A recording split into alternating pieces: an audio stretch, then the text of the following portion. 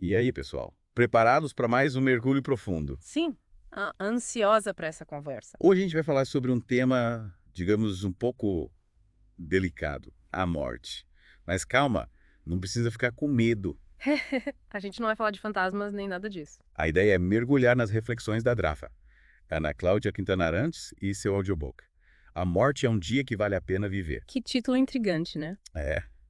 E já adianto, a proposta da Ana Cláudia é revolucionária. Me conta mais. Ela propõe que a gente encare a morte não como um fim aterrorizante, mas como um convite para viver a vida com mais intensidade. Nossa, que interessante. É, e você, que mandou suas fontes para a gente, parece bem interessado em se aprofundar nesse tema, né? Sim, é um assunto que sempre me intrigou. Então vamos lá.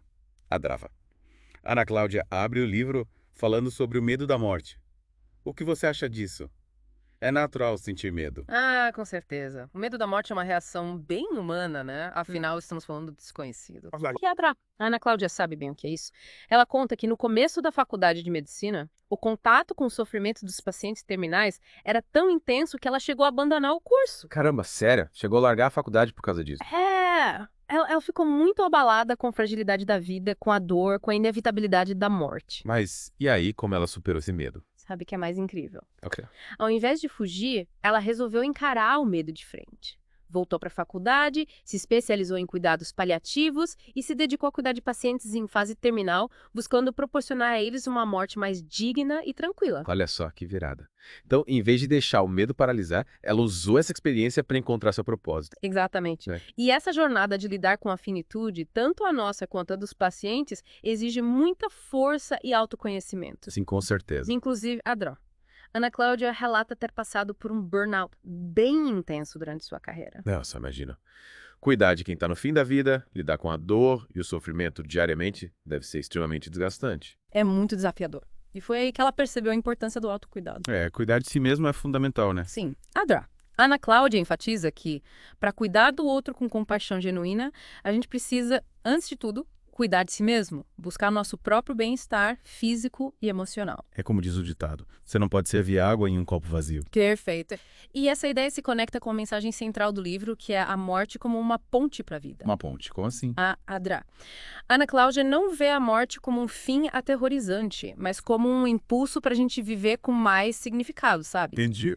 Ela usa a metáfora da epifania que aconteceu durante uma peça sobre Mahatma Gandhi, Adra. Ana Cláudia percebeu que, para realmente cuidar dos outros, ela precisava primeiro cuidar de si mesma. Uau, que legal essa metáfora.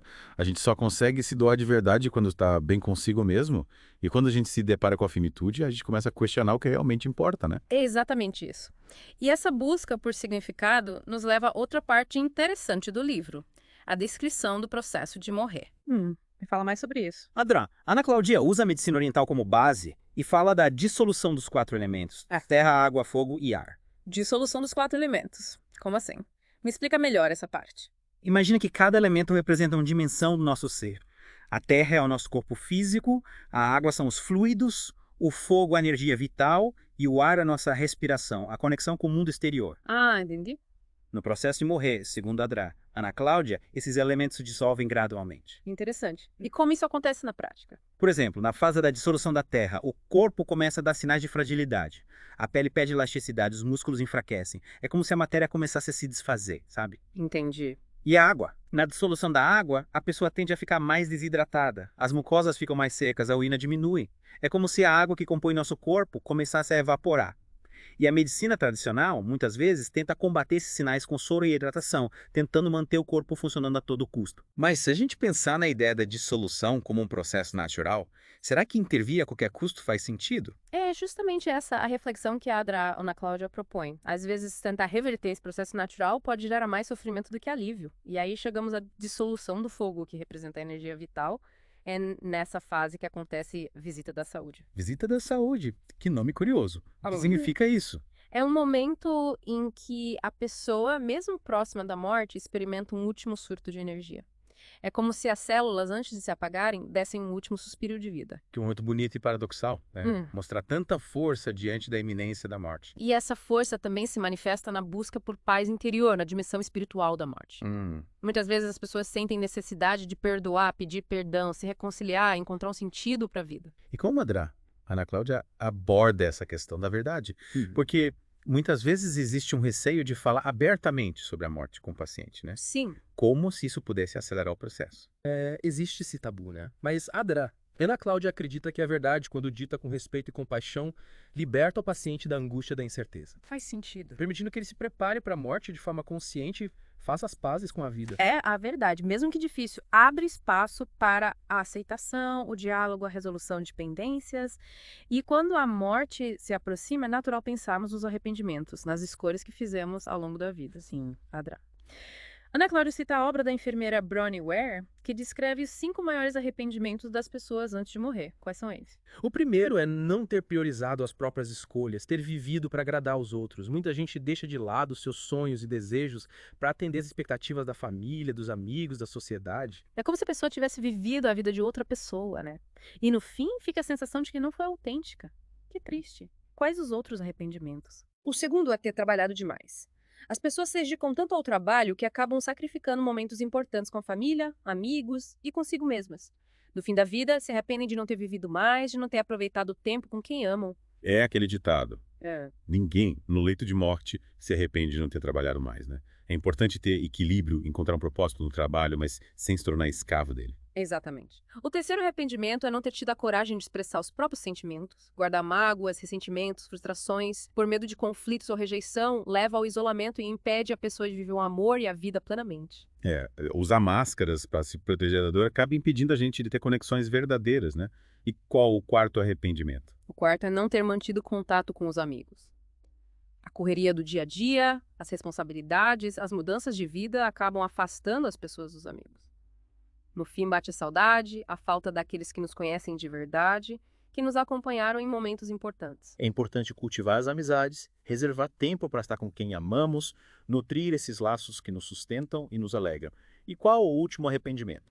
O quinto é não ter se permitido ser mais feliz. Muitas pessoas se prendem a medos, crenças limitantes, padrões impostos pela sociedade e acabam se privando da felicidade, da leveza, da alegria de viver. Buscam a perfeição, a aprovação, se cobram o tempo todo e acabam esquecendo de simplesmente viver, né? Exatamente. E aí, no fim da vida, se arrependem de não terem se permitido ser mais felizes, buscar o que realmente as realizava. Nossa, esses arrependimentos são realmente um chamado para a gente repensar nossas prioridades, né?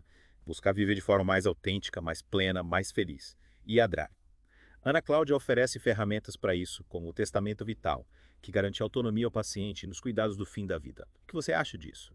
O testamento vital é um documento importantíssimo. É uma forma da pessoa expressar seus desejos em relação aos cuidados médicos que deseja ou não receber em caso de doença grave ou terminal.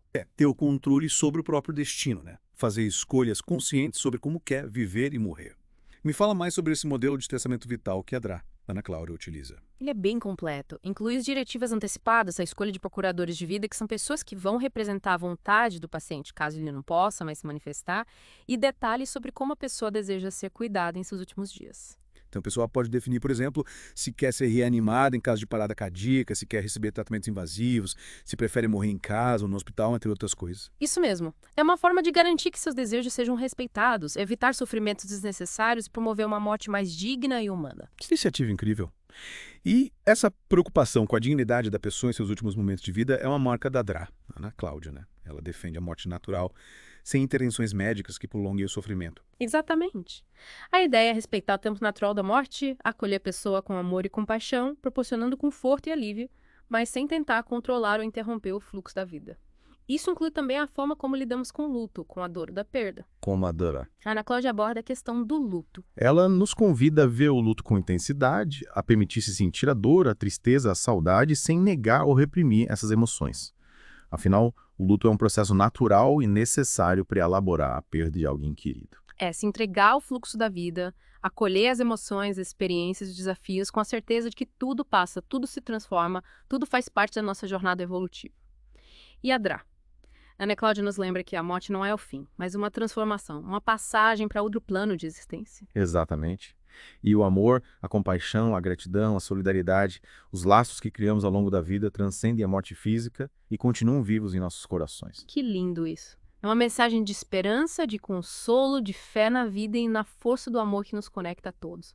Acho que chegamos ao fim da primeira parte do nosso mergulho, né? Sim, conseguimos abordar bastante coisa. a importância do autoconhecimento, do significado da vida, a dissolução dos 4 elementos. E os arrependimentos mais comuns antes da morte? O testamento vital. Ufa, a gente falou bastante coisa na primeira parte, hein? É verdade. Mas ainda tem muita coisa para desvendar nesse livro da Dra. Ana Cláudia, E aí, preparado para mergulhar mais fundo na dissolução dos 4 elementos. preparadíssimo. Aham. Na primeira parte a gente entendeu a ideia geral, mas confesso que fiquei curioso para saber como essa dissolução acontece na prática. Então, vamos lá. Lembra que a gente falou que cada elemento representa uma dimensão do nosso ser? Sim, terra, água, fogo e ar. Isso. A Dra. Ana Cláudia explica que no processo de morrer, esses elementos se dissolvem gradualmente, como se estivessem voltando à sua origem, sabe? É como se o corpo estivesse se despedindo aos poucos.